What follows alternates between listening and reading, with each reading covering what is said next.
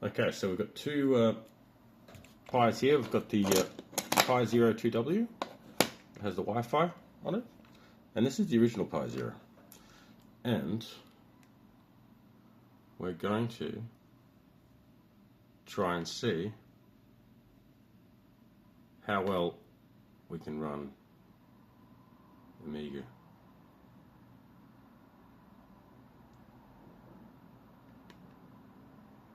There you go. May have loaded two versions of it, which I have. It's a bit slow to respond. But what have we got here? We've got the kickstart, we've got everything. Let's click start.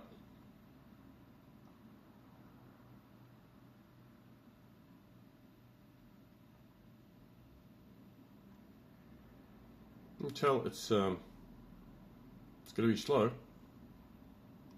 but still booted. Okay, so I've put a disc in. You can see it's loading the tracks. Let's bring up.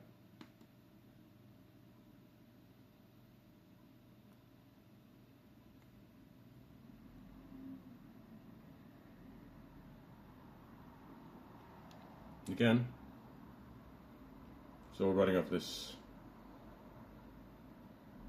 PiZero.